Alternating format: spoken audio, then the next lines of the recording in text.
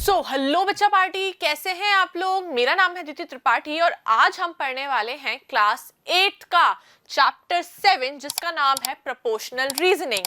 तो ये हमारी गणित प्रकाश 1 का आखिरी चैप्टर है और आज हम इसको कवर करने वाले हैं वन शॉट में, यानी एक ही वीडियो में पूरा चैप्टर कंप्लीट। तो ध्यान से देखना है एंड तक। चलो तो स्टार्ट करते हैं। भाई सबसे पहला क्या टॉपिक है इसमें, ऑब्जर्विंग सिमिलैरिटी इन चेंज। भाई चीजें चेंज हो रही हैं पर उसमें समानता क्या है, उसमें भी कुछ ना कुछ तो सेम होगा। जो बदलाव आ रहे हैं उनमें भी कुछ ना कुछ तो सेम होगा। तो यहाँ पे क्या है ना भैया, आपको टाइगर की फोटोज दी गई हैं।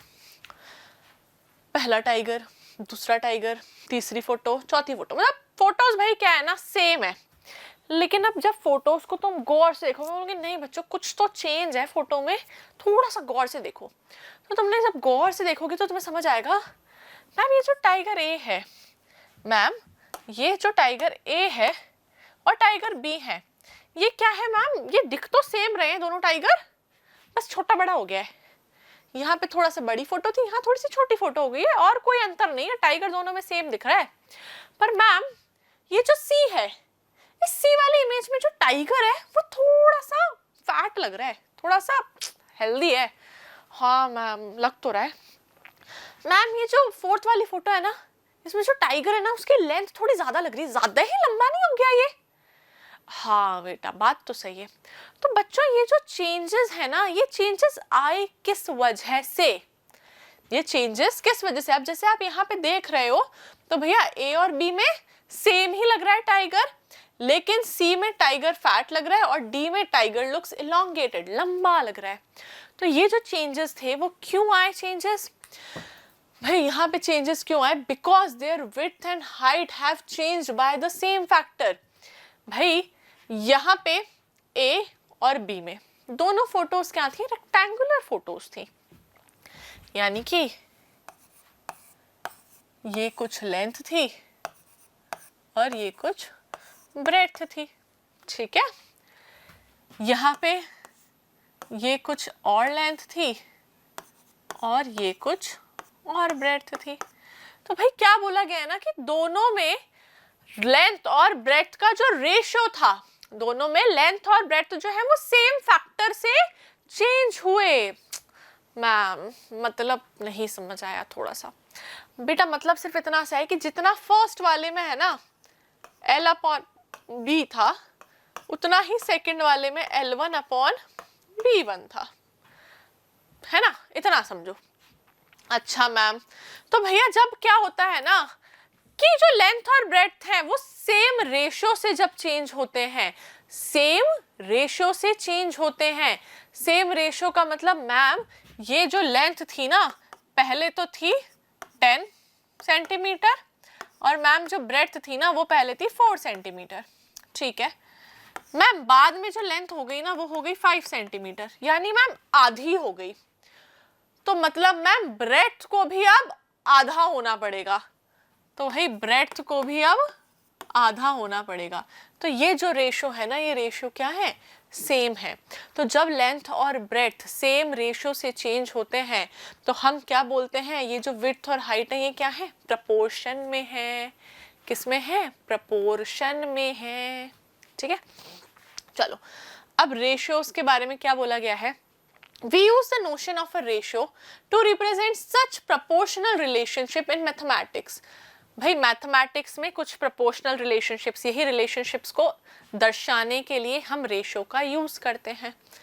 The number 60 and 40 are called the terms of the ratio. भाई अगर यहाँ पे लिखा है रेशियो, लिखा है ये 60, ये वाला जो सिंबल है ना ये सिंबल होता है रेशियो का।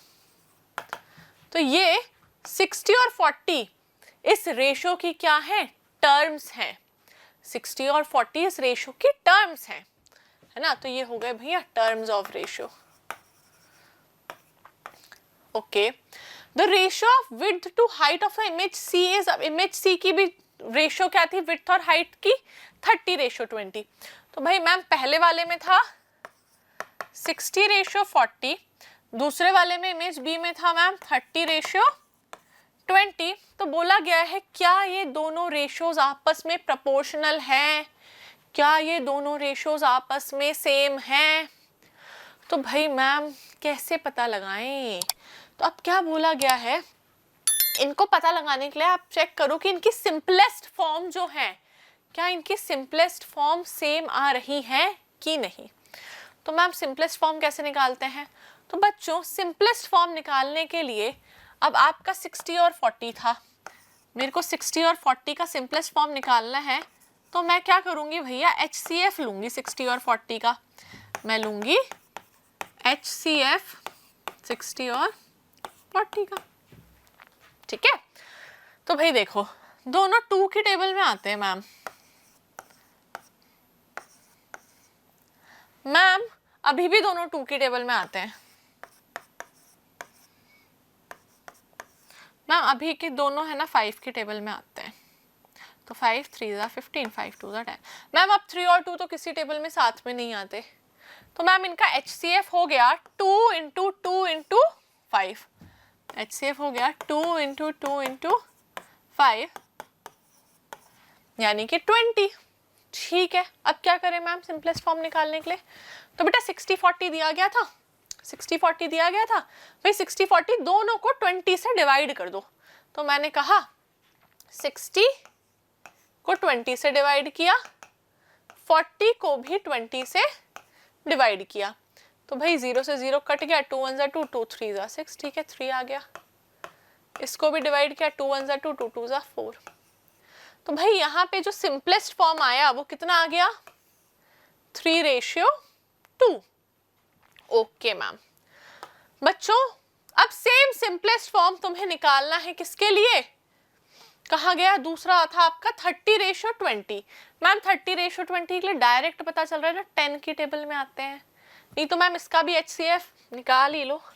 आप भी क्या याद रखोगी, देखो भैया HCF ऑफ 30 एंड 20, तो यहाँ पे निकाल लेती हूँ मैं, ये 30 ये 20। मैम 2 की टेबल में आते हैं, 2 10 ज़ा, फिर मैम 5 की में आते हैं, 5 3 ज़ा।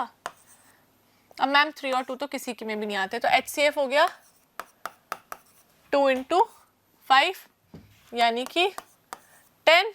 अब सिंपलेस्ट फॉर्म निकालना है 30:20 का, तो भाई 30:20, 30 को भी 10 से डिवाइड, 20 को भी 10 से डिवाइड, HCF से डिवाइड कर देते हैं। तो मैम ये 3, तो बेटा उधर भी क्या आई थी सिंपलेस्ट फॉर्म, 3:2 आई थी, यहाँ भी सिंपलेस्ट फॉर्म क्या आ गई, 3:2।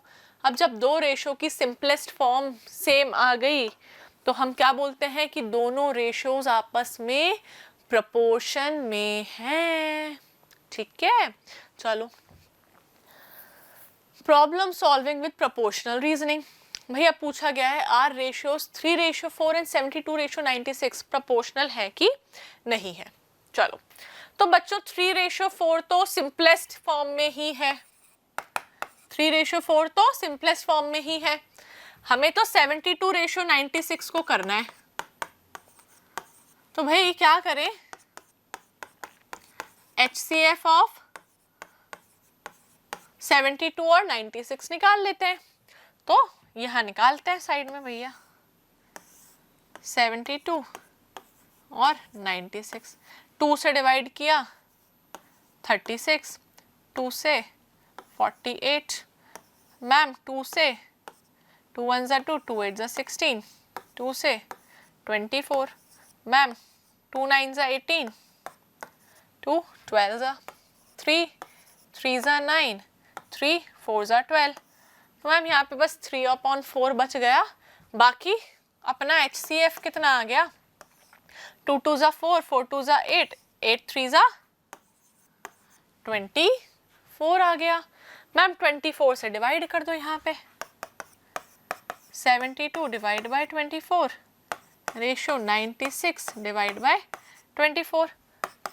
मैम 24 से तो ये 3 टाइम्स आ जाएगा, मैम 96 से ये 4 टाइम्स आ जाएगा।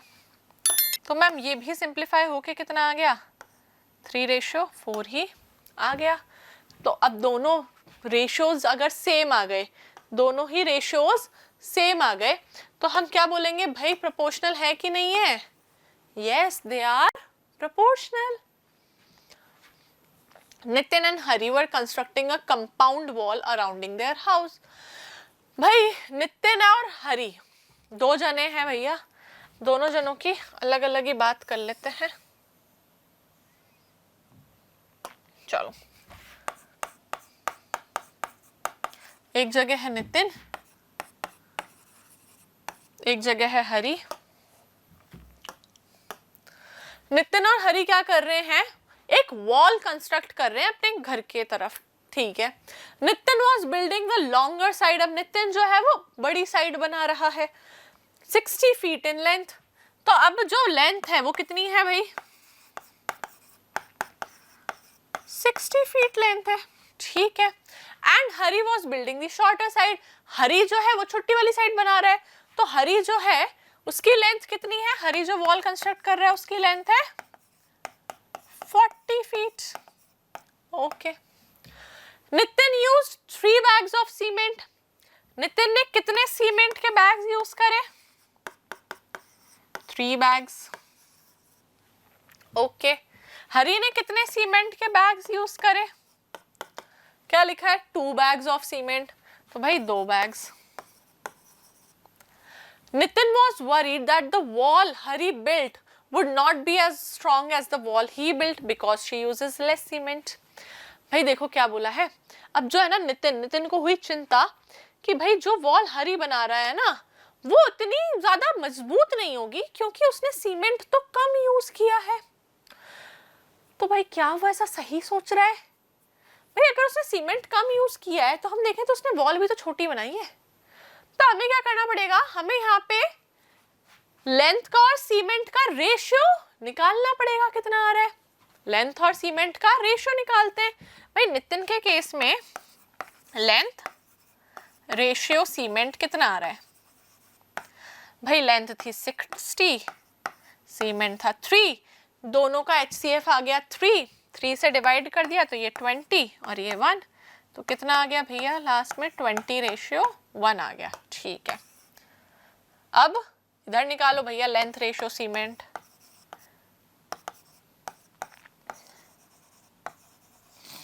यहां लेंथ भाई 40, सीमेंट भाई 2 बैग्स, है ना भाई। दोनों का HCF आया 2, तो ये 2 1 2, 2 से 20, तो यहां से आ गया कितना? 20:1। और जब दोनों ही केस में लेंथ और सीमेंट का रेशियो सेम आ रहा है तो क्या हम कह सकते हैं हरी ने कम सीमेंट यूज किया है? नहीं, उसकी वॉल छोटी थी, उसने उस हिसाब से उतना ही सीमेंट यूज किया है, ठीक है मैम। चलो आगे देखो। When Nilima was 3 years old, her mother's age was 10 times her age. भाई देखो नीलिमा की एज थी 3 साल, तो उस टाइम पे उनकी मम्मी की एज कितनी थी? उसकी एज का 10 टाइम्स थी, तो 10 टाइम्स थी मतलब भैया 10 × 3 यानी कि 30 इयर्स थी, ठीक है। फिर बोला गया What is the ratio of नीलिमा's age to her mother age? तो भैया यहाँ पे रेशियो निकाला तो रेशियो आ गया 3:30 यानी 3 1 3, 3 10 30, तो 1:10, ठीक है। फिर बोला गया है What would be the ratio of their ages when Nilima is 12? भाई अब नीलिमा क्या हो गई है? 12 साल की हो गई है।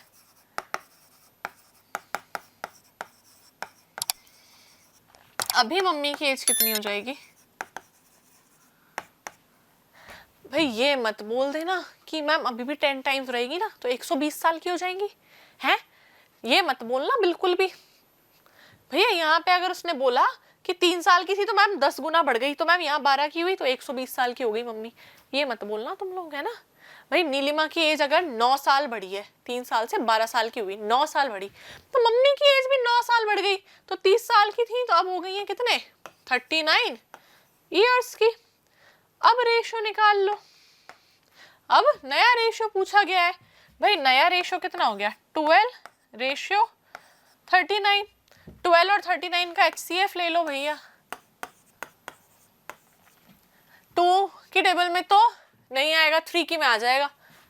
3 4 12, 3 13 39, और 4 और 13 किसी के टेबल में आता नहीं है, तो भाई कितना आ गया HCF, 3 आ गया।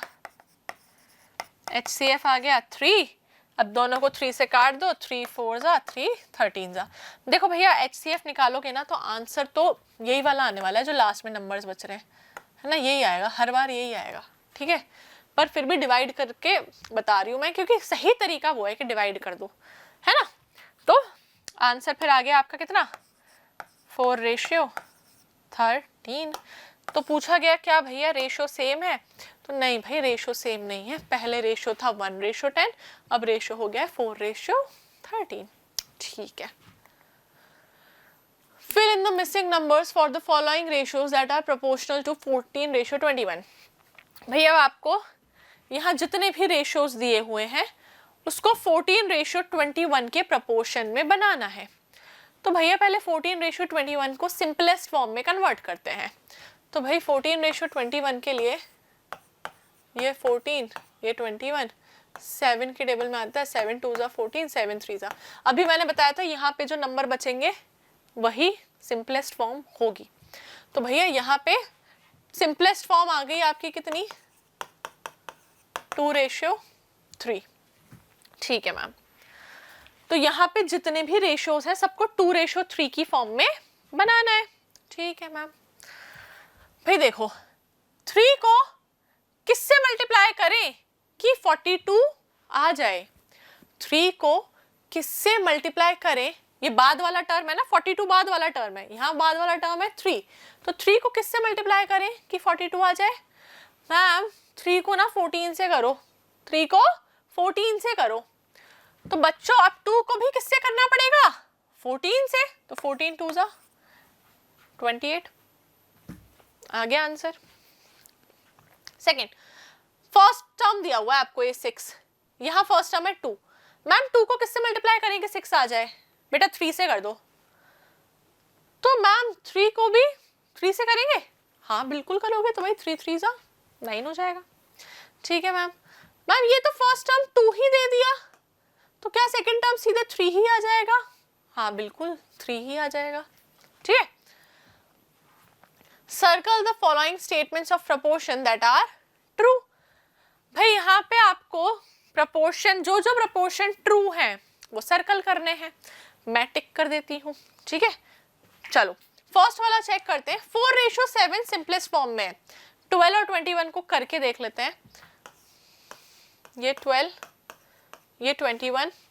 अब 12 और 21 मैम 3 की टेबल में आता है, 3 4 12, 3 7 21, ये आंसर आता है मैम 4:7 आ गया। तो मैम ये तो है 7:12 और 12:7। मैम ये कैसे बराबर हो सकता है, यहाँ 7 पहले यहाँ 12 पहले आ गया, ऐसे ये तो बराबर नहीं है।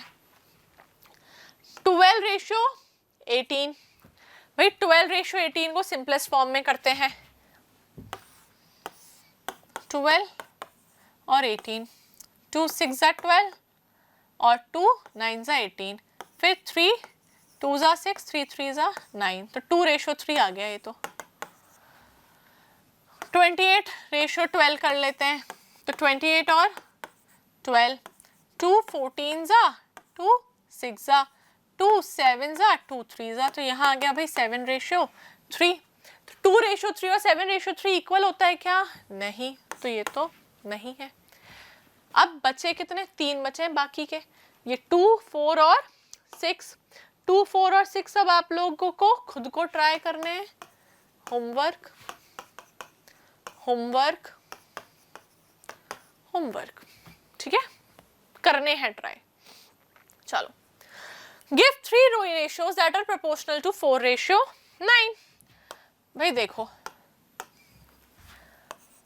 पहला 4:9 है, इसके प्रपोर्शन में बताना है। तो भाई क्या करेंगे, 4 को 2 से मल्टीप्लाई करो और 9 को भी 2 से मल्टीप्लाई कर दो।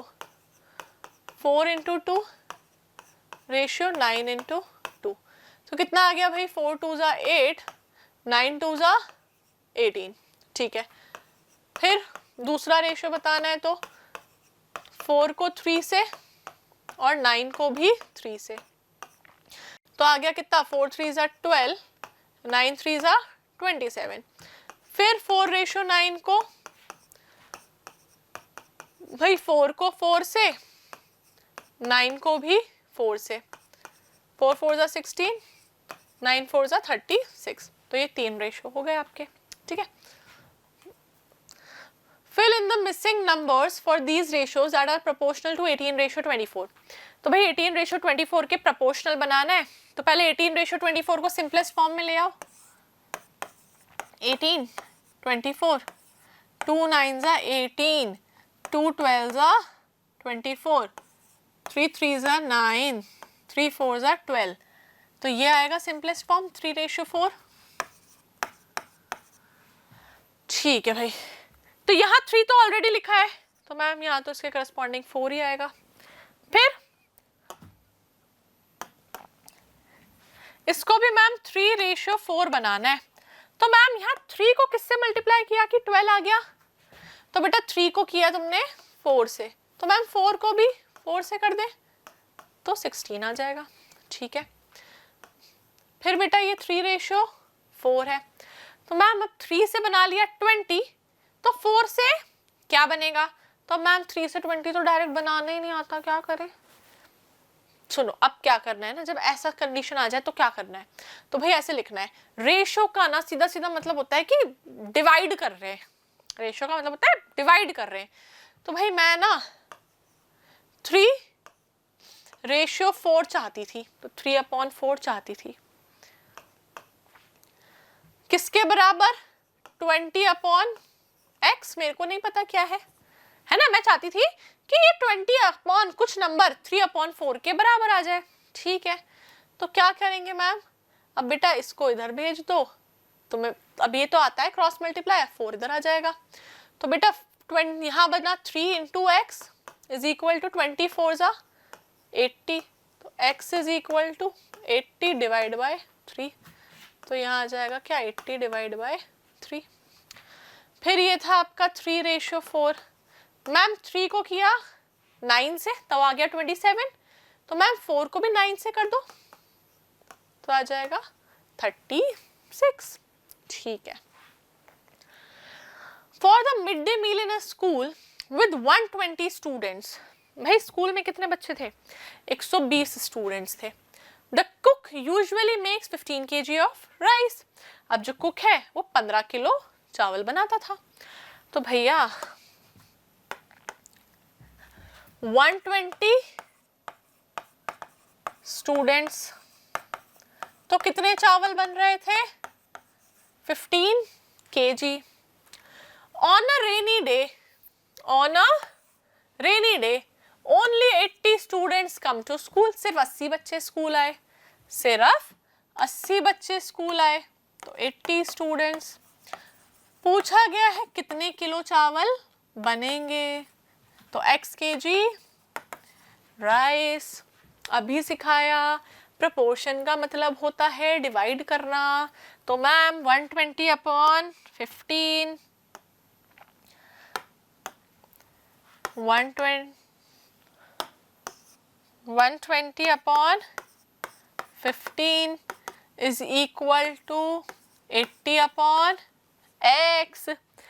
अब क्या मैम, अब बेटा इसको इधर मल्टीप्लाई, इसको इधर मल्टीप्लाई, क्रॉस में मल्टीप्लाई कर दो। ठीक है मैम, क्रॉस में मल्टीप्लाई किया तो ये बन गया 120 into X is equal to 120x बराबर 80 इंटू 15।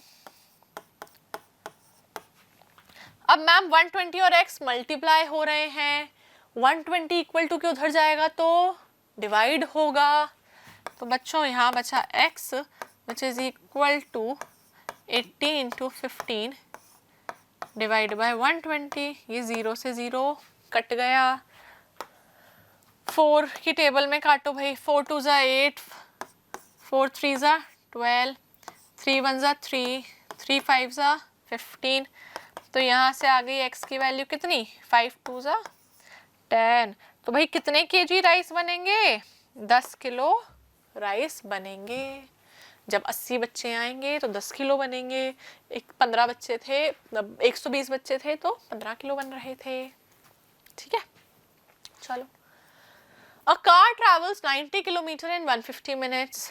अब भैया एक कार है, 90 किलोमीटर चल रही है, 90 kilometre in 150 minutes। If it continues at the same speed, what distance will it cover in 4 hours? भैया देखो, पहले डिस्टेंस था 90 किलोमीटर, तो यहाँ भी डिस्टेंस ही रहेगा। कितनी देर में, 150 मिनट में इतना चल रही थी। अब 4 घंटे हैं, तो भाई यहाँ पे क्या मैं डायरेक्ट 4 लिख दूँ? तो नहीं भाई, मैम यहाँ पे मिनट में लिखा था ना, तो यहाँ भी मिनट में लिखो। तो भाई बेटा 4 आवर्स का मतलब कितना मिनट होता है? मैम 1 आवर का मतलब 60 मिनट होता है, तो 4 आवर का मतलब 4 इंटू 60, 240 मिनट्स। तो यहाँ मैम लिख दो कितना, 240 मिनट्स। अब क्या करेंगे मैम? अब बेटा डिवाइड करके सॉल्व करेंगे जैसे कर रहे थे। Ma'am 90/150 is equal to x/240। ये जो पहले वाला नंबर है ना वो ऊपर आता है। अब मैम ये इधर मल्टीप्लाई, ये इधर मल्टीप्लाई, तो 240 into 90 is equal to 150 into x। अब यहाँ 150 मल्टीप्लाई हो रहा है तो इधर आएगा डिवाइड हो जाएगा, तो 240 इंटू 90 डिवाइड बाय 150, 3 3 ज़ा 9, 3 5 ज़ा 15, 5 4 ज़ा 20, 5 8 ज़ा 40, तो 48 3 ज़ा 8 3 ज़ा 24, 3 4 ज़ा 12, तो 144। तो भाई कितना चल लेगी, 240 मिनट्स में चलेगी कितना कार, 144 किलोमीटर चल लेगी। ठीक है। A small farmer in Himachal Pradesh sells 200 gram packet of T for ₹200। तो भैया 200 ग्राम का पैकेट बेच रहा था 200 रुपए में। A large estate in Meghalaya sells each 1 kg packet of tea for ₹800। अब भाई वहीं पे दूसरी जगह मेघालय में कितने में बेचा जा रहा था, 1 kg पैकेट बेचा जा रहा था 800 रुपए में। Are the weight to price ratio in both places proportional. तो भाई दोनों में वेट टू प्राइस का रेशियो प्रोपोर्शनल है क्या, करके देख लेते हैं भैया। तो भाई यहाँ पे 200 ग्राम अपॉन 200 रुपीज, तो भाई यहाँ पे आ गया 1 ग्राम पर रुपीज। भाई 1 रुपए में 1 ग्राम मिल जा रहा है। यहाँ पे देखो भाई रेशियो चेंज सेम करेंगे ना भैया, यूनिट तो सेम रहेगी। यहाँ पे ग्राम है तो यहाँ भी ग्राम होगा। तो भाई 1 किलो में होते हैं 1000 ग्राम, तो 1000 ग्राम अपॉन 800 रुपए। तो भैया ये 2 जीरो से तो 2 जीरो कैंसिल हो गए। 10/8 को कैंसिल करके आ गया 5/4 ग्राम पर रुपीज। तो भाई मैम यहाँ पे प्रपोर्शन में तो नहीं है, ये 1:1 आ रहा है, यहाँ 5:4 आ रहा है, तो मैम प्रपोर्शन में तो नहीं है।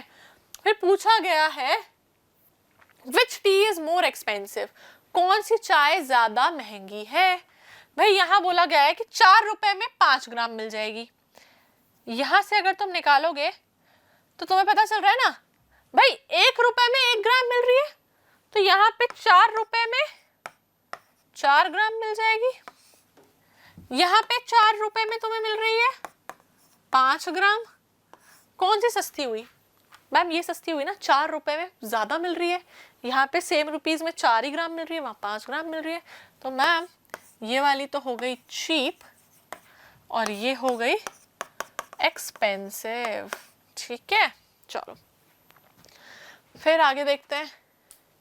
The Earth travels approximately 940 million kilometers around the sun in a year.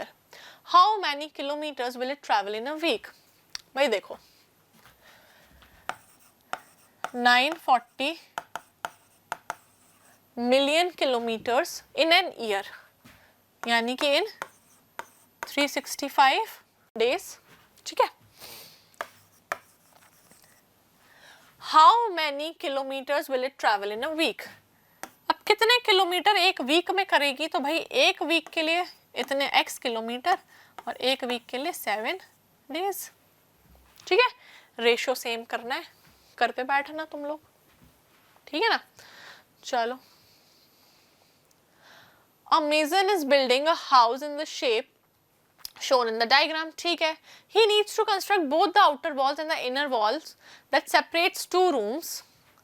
To build a wall of 10 feet, he requires approximately 1450 bricks. भैया देखो 10 फीट की दीवार बनाने के लिए उसको चाहिए 1450 bricks. How many bricks would he need to build a house? पूरा घर बनाने के लिए कितनी ब्रिक लगेंगी? तो भाई पूरा घर बनाने के लिए पहले तुम ये तो देखो कितने फीट दीवार बनानी पड़ेगी। तो देखो भैया सबसे पहले तो 12 फीट की ये दीवार बन जाएगी ना।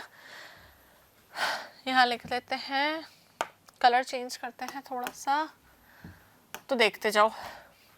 भाई ये रही अपनी 12 फीट की दीवार, ठीक है मैम। भाई 12 फीट के बाद ये हो गई अपनी 9 फीट, 9 फीट के बाद मैम ये हो गई 6 फीट, है ना। फिर ये अपनी यहाँ से यहाँ तक टोटली ले लो मैम, 15 थी, तो मैम ये 9, ये 15, ऊपर भी 15 था ही, ये 12, ये भी 12, ये 9, ये दोनों 9 फीट और ये 6 फीट। मैम टोटल ऐड करो, तो भाई टोटल ऐड करते हैं तो 15 प्लस 9 कितना हो गया? 24, 24 प्लस 12 36, 36 प्लस 12 48, 48 प्लस 12 60, ठीक है। 60 plus 9 69, 69 plus 9 78, 78 plus 6 78 plus 6 84, 84 plus 9 93, 93 plus 15, तो 93 प्लस 15 हो जाएगा आपका 103 और 108। तो भाई 108 फीट के लिए कितनी ब्रिक्स लगेंगी? ठीक है, चाहो तो डायरेक्ट यूनिटरी मेथड से भी कर सकते हो कि मैम यहाँ निकालेंगे हम 1 फीट के लिए लगेंगी 145 ब्रिक्स, तो मैम 108 फीट के लिए लग जाएंगी आपकी 145 इंटू 108 ब्रिक्स। ठीक है, फिर क्या है भैया, पुनीत's father went from Lucknow to Kanpur in 2 hours. भाई पुनीत के जो फादर हैं वो लखनऊ से कानपुर पहुंच गए कितनी देर में? 2 घंटे में। By riding his motorcycle at a speed of 50 kilometre per hour. भाई कितनी स्पीड से चल रही थी इनकी मोटरसाइकिल?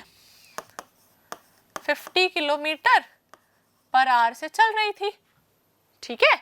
यानी कि भैया वो 1 घंटे में 50 किलोमीटर चलते थे, तो भाई 2 घंटे चलाई है तो 100 किलोमीटर चला ली होगी, ठीक है। If he drives at 75 kilometre per hour, how long will it take him to reach Kanpur? अच्छा, अब क्या यही क्वेश्चन हम प्रपोर्शन से कर सकते हैं? ये पूछा गया है, तो बच्चों एक बार ना थोड़ा सा दिमाग लगाना। लखनऊ से कानपुर का डिस्टेंस मैम हमने निकाल लिया कि मैम 2 घंटे थी, 100 किलोमीटर चला है, तो मतलब 100 किलोमीटर डिस्टेंस है। तो मैम वो धीरे धीरे चल रहा था, जब धीरे धीरे चल रहा था तो उसको टाइम ज़्यादा लग रहा था, ठीक है। तो अब मैम जैसे ही उसने स्पीड बढ़ाई, पहले 50 किलोमीटर में जा रहा था तो 2 घंटे में पहुंच रहा था, तो मैम अब स्पीड बढ़ाई 75 किलोमीटर। तो अगर हम इसी को प्रपोर्शन से करेंगे तो भाई 75 किलोमीटर स्पीड बढ़ गई, तो स्पीड बढ़ी है तो उसके हिसाब से टाइम भी बढ़ना चाहिए। पर मैम यहाँ ऐसा कुछ नहीं हो रहा, यहाँ तो टाइम कम होगा ना। जैसे ही एक चीज बढ़ गई तुम्हारी, मैम स्पीड को बढ़ाया तो मैम टाइम तो कम हो गया, क्योंकि डिस्टेंस तो सेम ही था ना मैम, चलना तो 100 ही किलोमीटर है। अब 75 किलोमीटर की स्पीड से जाओगे तो थोड़ी ना तुम्हें 4 घंटे लगने वाले हैं, नहीं मैम, टाइम तो कम हो जाएगा। तो इसलिए इस क्वेश्चन को प्रपोर्शन से नहीं कर सकते। प्रपोर्शन के क्वेश्चन में क्या होता है भाई, एक चीज बढ़ रही है तो दूसरी भी बढ़नी चाहिए, एक कम हो रही है तो दूसरी भी कम होनी चाहिए। जैसे कि भैया एक दीवार बनाने के लिए 100 ईंटें चाहिए, तो 10 दीवार बनाने के लिए 1000 चाहिए होंगी। तो एक चीज बढ़ी तो दूसरी भी बढ़ गई। मैंने एक दीवार से 10 दीवार पे पहुंची तो ज्यादा दीवारें बनाई, तो ईंटें भी ज्यादा हो गई, है ना। लेकिन अगर वहीं एक चीज बढ़ रही है और दूसरी कम हो रही है तो उसमें प्रपोर्शन नहीं लगाओगे बच्चों। अब उसमें क्या करना है भाई, डिस्टेंस पता चल गया तुम्हें, डिस्टेंस पता चल गया ना 100 किलोमीटर था, speed is equal to distance upon time. तो बेटा स्पीड है आपकी 75, डिस्टेंस है आपका 100, तो टाइम निकाल लेना। अब इतना तो मुश्किल है नहीं, ठीक है। चलो, now if you want to share 42 counters between the two of you in the ratio 4:3, how will you do it? भाई बोला गया है 42 काउंटर्स हैं, 42 काउंटर्स हैं, उसको 3:4 में बांटना है। एक जने ने बोला भैया मेरे को है ना 42 में से 3 पार्ट्स चाहिए। कितने पार्ट्स? 3 पार्ट्स। ऐसे ही करना तुम, बांटना है ना, सॉरी 4:3 में बांटना है भाई, बांटना है ना, किस में बांटना है? 4:3 में। तो एक ने कहा मुझे चाहिए 4 पार्ट्स, इसने कहा मुझे चाहिए 3 पार्ट्स, ठीक है। तो मतलब बेटा 42 के टोटल कितने पार्ट्स करने पड़ जाएंगे? एक जने को 4 पार्ट्स चाहिए, एक जने को 3 पार्ट्स चाहिए, तो टोटल मैम 7 पार्ट्स करने पड़ जाएंगे, ठीक है। टोटल 7 पार्ट्स करने पड़ जाएंगे। तो भाई तो 7 पार्ट्स टोटल मिला के बनाने चाहिए कितना? 42। तो भाई एक पार्ट कितना बनाना चाहिए? Unitary method 42 divided by 7, 6 counters एक पार्ट में आने चाहिए, 6 काउंटर्स। तो भैया 4 पार्ट में कितने आएंगे? 6 4s are 24 काउंटर्स, और 3 पार्ट्स में 6 3s are 18 काउंटर्स। बस हो गया। ये 42 में से जिसको 4 पार्ट्स मिल रहे हैं उसको 24 काउंटर मिल जाएंगे, जिसको 3 पार्ट मिल रहे हैं उसको 18 काउंटर्स मिल जाएंगे, ठीक है। Prashanti and Bhuvan started a food cart business near their school, ठीक है। तो प्रशांति और भुवन ने एक फूड कार्ट का बिजनेस स्टार्ट किया, ठीक है। तो प्रशांति भुवन, ठीक है। अब बोला गया है प्रशांति ने कितने इन्वेस्ट किए भैया? 75,000 इन्वेस्ट किए, और भुवन ने उस बिजनेस में इन्वेस्ट किए 25,000, ठीक है। तो भैया दोनों ने भैया किस रेशो में इन्वेस्ट किया है एक बार देख लेते हैं, दोनों में किस रेशो में इन्वेस्ट किया है। अब 75 और 25 का जब एलसीएम यहाँ पे ले ही लेते हैं, HCF 5:25, 5 की टेबल से करेंगे, ठीक है। 15, 5 5s 5 3s और ये 1, तो कितना आ गया? 3:1। इस रेशो में इन्वेस्ट किया है। तो बोला गया है क्वेश्चन में कि भाई जितना भी प्रॉफिट होगा वो भी उसी रेशो में डिवाइड होगा जिस रेशो में इन दोनों ने इन्वेस्टमेंट करी है। भाई जिसने जितना ज्यादा पैसा डाला है प्रॉफिट उसको उतना ज्यादा मिलेगा, है ना। ठीक है, तो भैया प्रॉफिट बोला गया है कि कितना हुआ है, पहले महीने में 4000 का प्रॉफिट हो गया। तो भाई 4000 जो है वो किस रेशियो में बटेंगे, 3:1 में, यानी एक को 3 पार्ट मिलेगा और एक को 1 पार्ट। 3 पार्ट किसको मिलेगा भाई, प्रशांति को, उसने ज्यादा पैसा इन्वेस्ट किया था। भुवन को कितने पार्ट मिलेगा, 1 पार्ट मिलेगा। तो भैया 4000 के टोटल कितने पार्ट्स हो जाएंगे, 4 पार्ट्स हो जाएंगे। तो भाई 4 पार्ट्स बराबर 4000। तो भैया 1 पार्ट बराबर 1000। तो 3 पार्ट हो जाएंगे हमारे, 3000 रुपए प्रशांति को मिले और 1000 रुपए हमारे भुवन को मिल गए। ठीक है, divide 4500 in 2 parts in the ratio 2:3। कर लेना, ये होमवर्क है तुम्हारे लिए। ठीक है, खुद से करना है। In a science lab, acid and water are mixed in the ratio 1:5 to make a solution. In a bottle that has 240 ml of the solution, how much acid and water does the solution contain? भैया same चीज बोली गई है, total solution जो बना है ना, acid plus water मिला के जो टोटल सॉल्यूशन बना वो कितने का था, 240 ml का। तो भाई इस 240 ml में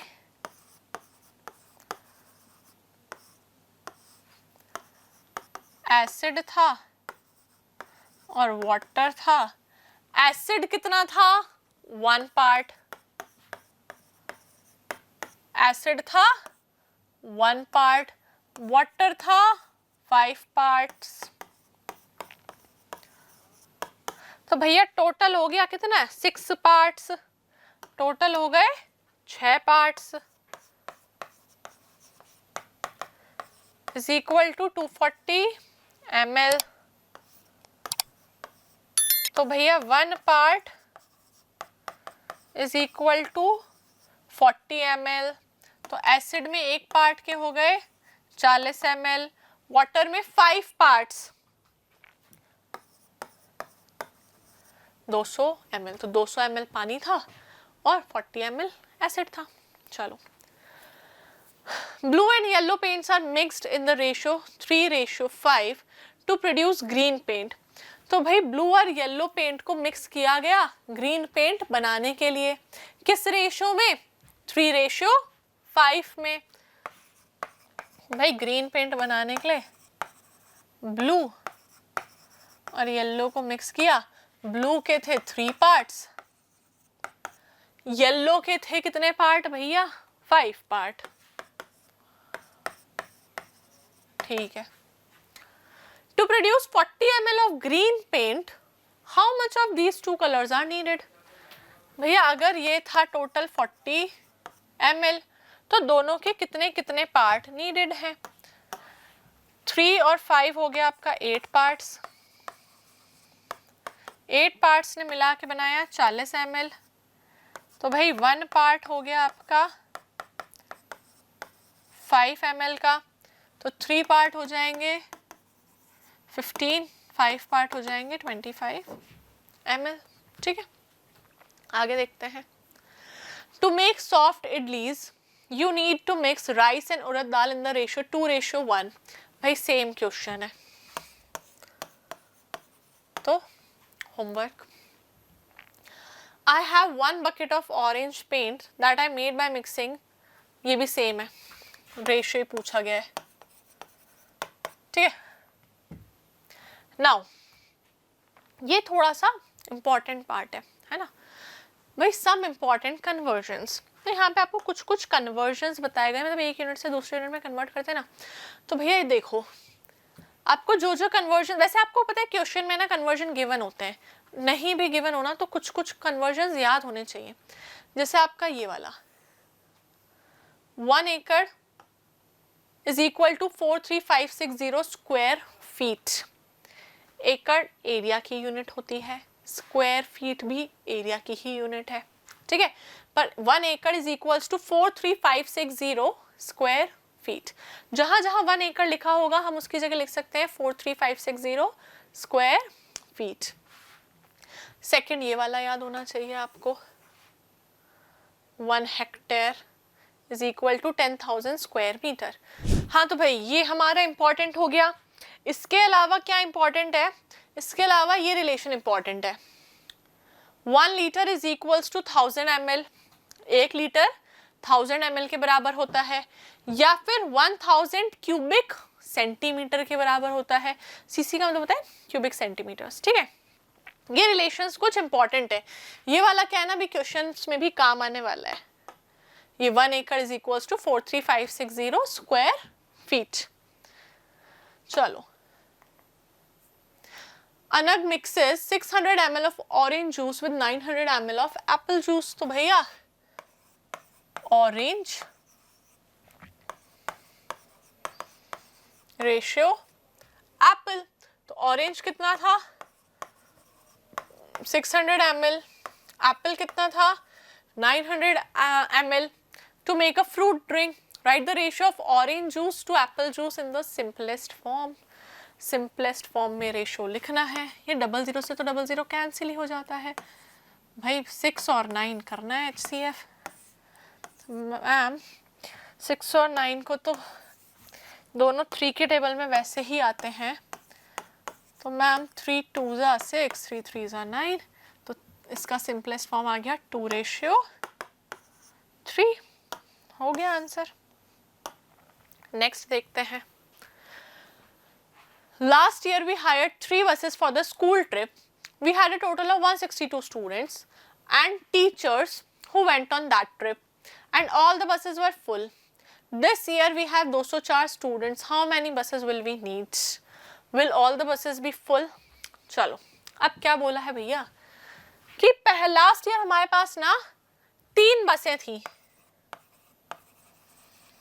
3 बसें थी, तब कितने स्टूडेंट्स गए थे 162, टोटल स्टूडेंट्स प्लस टीचर सब मिला के 162 लोग थे। मैं भी यहाँ पे स्टूडेंट्स ही लिख देती हूँ, ठीक है। फिर अब क्या बोला गया है, this year we have 204 students, तो कितनी बस जाएंगी। स्टूडेंट यहाँ बाद में लिखा था ना, तो यहाँ भी बाद में लिखेंगे, पहले बसेस थी तो x बसेस लिख दी। अब क्या बताया था कैसे सॉल्व करते हैं, रेशियो लेके, तो ma'am 3/162 is equal to x upon 204। अब मैम क्रॉस मल्टीप्लाई कर दो तो आ जाएगा 162x is equal to 204 into 3, तो x is equal to 204 into 3 divided by 162। Ma'am इसको 3 से कैंसिल करते हैं ना, तो 3 1 जा 3, 3 5 जा 15, 3 4 जा 12, और मैम 54 से 204 को डिवाइड करना है, तो मैम करके देख लेते हैं एक बार। यहाँ पे 54 4 जा तो मैम यहाँ पे 216 हो जाएगा, तो मैम 3 पॉइंट समथिंग समथिंग आ जाएगा, है ना। है ना, तो 3 पॉइंट कुछ आएगा, तो मतलब मैम 3 से तो ज्यादा बस लगेंगी, 3 पॉइंट समथिंग आ रहा है, मतलब 3 से ज्यादा बस लग रही है, लेकिन 4 नहीं लग रही, 4 से तो कम ही लग रही है ना। मतलब 3 और 4 के बीच में आ रहा है, तो मेरे को बताओ तो बेटा 3.5 बस कुछ होता है क्या? नहीं मैम, तो क्या मैम 3 ही बस मंगाएंगे बेटा? 3 में तो अभी तुमने देखा ना 162 ही आ रहे थे, तो मतलब मैम 4 बसेस तो 4 मंगानी पड़ेंगी, क्योंकि ऐसे 3.5 जैसा कुछ नहीं होता, 3.5 बसें थोड़ी मंगाएंगे कि भैया एक आधी ले आओ, तो मैम मतलब बसें तो 4 आएंगी, पर क्या वो चारों की चारों फुल होंगी? Will all the buses be full? तो नहीं, फुल नहीं होंगी, खाली बच जाएगी चौथी वाली सीट में। चौथी वाली बस हमें पूरी तो रिक्वायर्ड ही नहीं थी, पर आधी मंगवा नहीं सकते, तो मंगवा पूरी ली, लेकिन अब वो थोड़ी खाली जाएगी, ठीक है। Now the area of Delhi is 1484 square kilometer and the area of Mumbai is 550 square kilometer, ठीक है। देखो भैया एरिया दिया हुआ है दिल्ली का 1484 स्क्वायर किलोमीटर। एरिया दिया हुआ है मुंबई का 550 square kilometre. The population of Delhi is approximately 30 millions. Population Delhi की है approximately 30 millions and that of Mumbai is 20 millions. Mumbai की कितनी है? 20 millions. Which city is more crowded? भाई कौन सी सिटी में भीड़ भाड़ ज्यादा है? भीड़ भाड़ ज्यादा का मतलब कम एरिया में ज्यादा लोग भरे पड़े हैं। कैसे पता चलेगा? मैम दोनों का रेशियो निकाल लो भाई, जिसका रेशियो ज्यादा आ जाए उसमें भीड़ भाड़ ज्यादा है। ठीक है। A crane of height 155 centimeter has its neck and the rest of its body in the ratio 4:6। भैया क्रेन है जिसकी हाइट थी टोटल कितनी? 155 सेंटीमीटर, तो उसकी नेक और बाकी की बॉडी का रेशियो कितना था? 4:6। आपसे बोला गया आप अपनी बॉडी का रेशियो निकालो, मतलब मैं यहाँ से यहाँ तक नाप लूँ फिर इसके नीचे का नाप लूँ, क्या रेशियो आ रहा है? तो डू योर सेल्फ। अब बोला गया है let us try an Asian problem from Lilavati. Okay, एक एशियन प्रॉब्लम, पुरानी प्रॉब्लम है। क्या बोला गया है? At that times weights were measured in a unit named palas and nikas were a unit of money. भैया यूनिट थी पलास, जो यूज की जाती थी किसके लिए? वेट मेजर करने के लिए, पुराने जमाने की बात है ना। And nishkas was a unit of money. Money के लिए कौन सी यूनिट मेजर की जाती थी? Nishkas. If 2.5 palas of saffron cost 3/7 nishkas. देखो भैया समझ लो जैसे केजी होता है ना, वैसे ही है ये कुछ पलास। तो भाई 2.5 पलास के लिए कितने निस्कास लगे? 3/7 निस्कास। तो बोला गया है oh expert businessman tell me quickly what quantity of saffron can be brought for 9 nishkas. भाई 9 निस्कास में 9 निस्कास होंगे तो कितना क्वांटिटी सैफरॉन की खरीद सकते हैं? तो देखो प्लस रेशियो निस्कास करना है हमें, तो क्या मतलब यूनिट कुछ भी हो। तो भैया यहाँ था 2.5, तो यहाँ निस्कास आए 3/7। फिर आपको क्या बोला गया है? निस्कास बताओ कितने, यहाँ वेट बताओ कितने पलास आ जाएगा जब 9 निस्कास होंगे। तो ये x हो गया। अभी बताया भैया 2 1/2 upon 3/7 is equal to x upon 9। भाई मल्टीप्लाई इधर इधर, तो 9 इंटू 2 1/2 मिक्स्ड फ्रैक्शन है, तुम लोगों को आता होगा इम्प्रॉपर में कन्वर्ट करना, 5/2 इज इक्वल टू 3/7 x। भाई 7 इधर 3 इधर, तो 9 into 5/2 into 7/3 is equal to x। 3 3 9। तो भाई कितना आ रहा है? 7 3 21, 21 5 105/2 प्लस प्लस ना केजी समझ लो तुम, तो जैसे कि भैया 2.5 किलो 3/7 रुपीज में आ रहा था, तो भैया कितने किलो 9 रुपए में आएगा, ऐसे समझो तुम। ठीक है, यूनिट से कंफ्यूज मत हो। चलो, Harman is a 1 year old girl. भाई हरमेन एक 1 साल की बच्ची है। Okay, her elder brother is 5 years old। अब उसका जो बड़ा भाई है वो 5 साल का है। तो भाई जब हरमेन है 1 year की, तो उसका जो बड़ा भाई है वो है 5 years का। ठीक है, what will be Harman's age when the ratio of her age to her brother's age is 1:2। भैया उसकी और उसके ब्रदर की एज का रेशियो बोल दिया, कितना होगा? 1:2। तो उस टाइम पे हरमेन की एज कितनी होगी? नहीं पता, तो मान लो कि x होगी। अब हरमेन से उसका जो भाई है वो 4 साल बड़ा है, तो उस टाइम पे उसके ब्रदर की एज होगी कितनी? x प्लस 4 होगी। ठीक है, अब यही रेशियो दोनों का आना चाहिए कितना? 1/2। तो भाई 1/2 is equal to x upon x plus 4। ये इधर, ये इधर, तो इधर आ गया x plus 4 is equal to 2 into x 2x। भाई ये प्लस का x था, उधर गया माइनस हो जाएगा, यहाँ 4 बचा, 2x में से x गए तो x ही बचेंगे। तो भाई हरमेन की एज जो x मानी थी वो कितनी आ गई? 4 साल। तो जब भैया हरमेन 4 साल की होगी तो उसका भाई 8 साल का हो जाएगा, तो दोनों का रेशियो 1:2 आ जाएगा। The mass of equal volumes on gold and water are in the ratio 37:2. If 1 liter of water is 1 kg in mass, what is the mass of 1 liter of gold? भाई क्या बोला है? Mass of equal volumes of gold and water are in the ratio 37:2. ठीक है, तो भैया mass of gold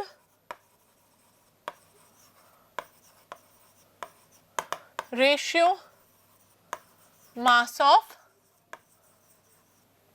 water कितना है? 37:2। If 1 litre of water is 1 kg इन मास, भैया 1 लीटर जो पानी है वो 1 किलो है, तो यहाँ पे पानी कितना था? 2 लीटर, तो 2 लीटर था, तो यानी कि ये हो गया 2 kg in mass. What is the mass of 1 litre of gold? अब बोला गया है कि 1 लीटर ऑफ गोल्ड का जो मास है वो कितना होगा। अब मास तुम्हें बोला गया है कि दोनों की जो वॉल्यूम है वो इक्वल थी, दोनों की वॉल्यूम तो बराबर थी। Mass of equal volumes of gold and water are in the, तो भाई यहाँ पे क्या बोला गया है? The mass of equal volumes of gold and water are in the ratio 37:2। तो भैया इक्वल वॉल्यूम ऑफ गोल्ड और वाटर के क्या मास है भैया? वही गोल्ड रेशियो वाटर का यहाँ पे आ गया 37:2। If 1 litre of water is 1 kg इन मास, तो भैया 1 लीटर ऑफ वाटर 1 kg है मास में, ये वाटर बाद में था तो यहाँ पे 1 लिख दिया, ये x हो गया, ये पता लगाना है गोल्ड का। तो भैया क्या करते हैं? 37/2 is equal to x upon 1, ये 1 इधर गया 2 इधर गया, तो आ जाएगा 37 इज इक्वल टू 2x। तो यहाँ पे आ जाएगा 37/2 इज इक्वल टू x। ठीक है, आगे देखो। It is good farming practice to apply 10 tons of cow manure for 1 acre of land. तो भैया 1 acre लैंड के लिए 10 tons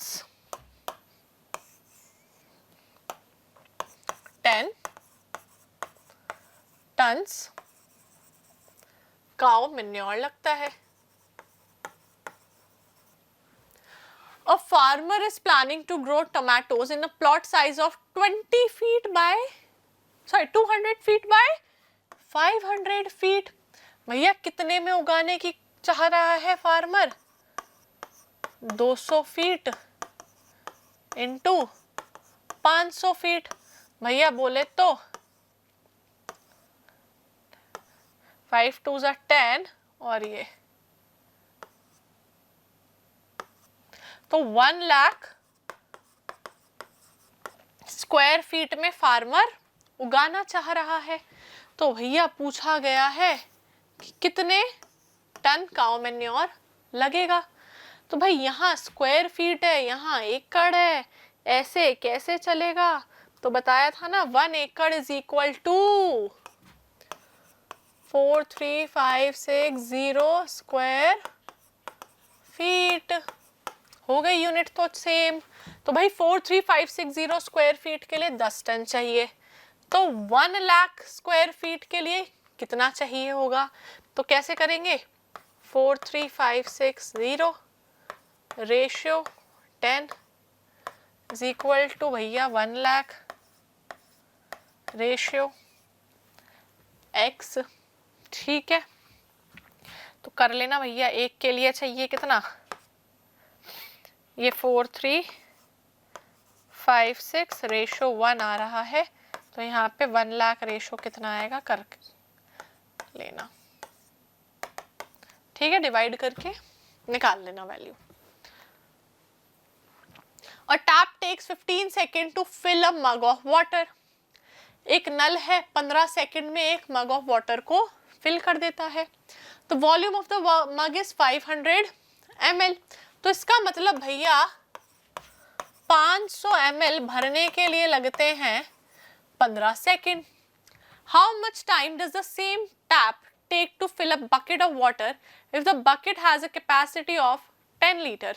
तो भैया 10 लीटर फिल करने के लिए कितना टाइम जाएगा? तो भैया 10 लीटर का मतलब कितना होता है? 500 ml का मतलब लिख देते हैं यहाँ पे भैया। 500 ml का मतलब होता है आधा लीटर। भाई आधा लीटर ही तुम 15 सेकंड में भर रहे हो, तो 1 लीटर कितने में भरोगे? 30 सेकंड में। ऐसे भी कर सकते हो। तो 10 लीटर कितने में भरोगे? 300 सेकंड में। 300 सेकंड को फिर मिनट में कन्वर्ट कर लो, है ना, 60 से डिवाइड कर दो तो 5 मिनट आ जाएगा। 1 एकड़ ऑफ लैंड कॉस्ट 15 लाख। भैया 1 एकड़ का मतलब कितने square feet? 43,560 square feet of land costs 15 lakh. What is the cost of 2400 square feet? Same ratio निकाल लो, है ना। यानी कि वो भी बता देती हूँ कैसे निकालना है, देख लो, लास्ट में कैलकुलेशन खुद कर लेना। 43,560 upon 15 lakh is equal to 2400 upon x। ये इधर मल्टीप्लाई, ये इधर मल्टीप्लाई, ठीक है। नाउ और tractor can plough the same area of field 4 times faster than the pair of oxen। भैया ऑक्सन होता है ना बैलगाड़ी, बैलगाड़ी, तो भैया बैलगाड़ी जितने टाइम में फील्ड को प्लो कर पाती है, मिट्टी उलटना पलटना होता है ना, वो कर पाती है, उससे 4 गुना ज्यादा फास्ट टाइम में तो ट्रैक्टर ही कर देता है। ठीक है। A farmer wants to plough his 20 acre field. तो भैया फार्मर की 20 एकड़ की फील्ड है। A pair of oxen takes 6 hours। Pair of oxens को कितना टाइम लगता है? 6 घंटे लगते हैं। How much time would it take if the farmer used a pair of oxen to plough the field? है, how much time would it take if the farmer used a pair of oxen to plough the field? तो भैया 6 घंटे लगेंगे। Plough an acre of field. 1 एकड़ को प्लो करने के लिए ऑक्सन लेते हैं 6 hours, तो 20 एकड़ को प्लो करने के लिए 120 hours लेंगे। ठीक है, मैंने गलत पढ़ लिया। ओके, फिर बोला गया है how much time would it take him if he decide to use a tractor instead. भैया अब उसने कहा 120 घंटे तो काफी ज्यादा है, तो अगर मैं इसी की जगह बैलगाड़ी की जगह ट्रैक्टर यूज करूं तो कितना टाइम में काम हो जाएगा? तो भाई ट्रैक्टर जो है 4 गुना फास्ट काम करता है, तो यानी कि ट्रैक्टर जो है टाइम को कम कर देगा।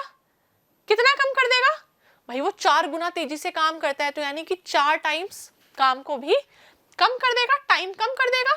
तो भैया अगर वो उससे करेगा, ट्रैक्टर से करेगा, तो टाइम कितना हो जाएगा? टाइम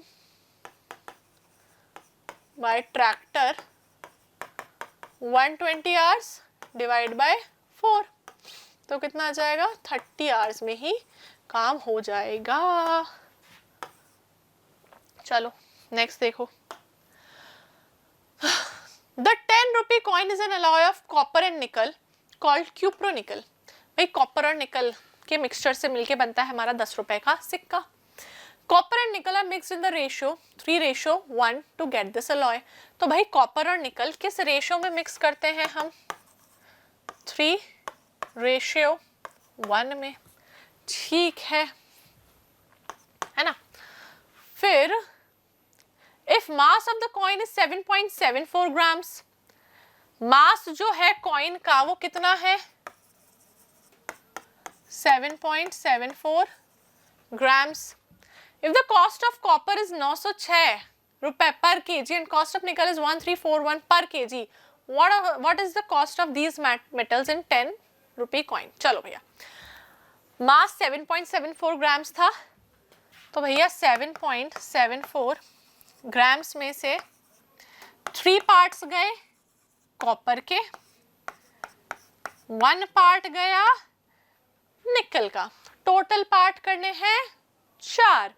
तो टोटल जब इसके 4 पार्ट करेंगे तो भैया 7.74 को 4 से डिवाइड करेंगे, तो यहां कर लेते हैं डिवाइड बाय 4।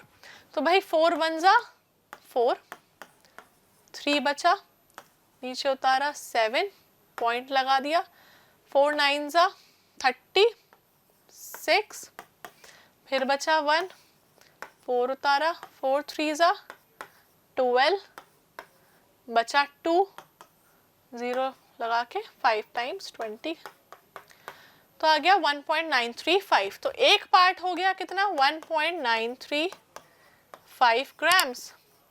3 पार्ट हो जाएंगे 1.935 इंटू 3, 5 3 जा 15, 3 3 जा 9, 0, 9 3 जा 27, 28, 3 4 5, तो भाई हो जाएंगे 5.805 ग्राम्स। चलो, अब बोला गया है कितने रुपए लगेंगे इस कॉइन को बनाने के लिए।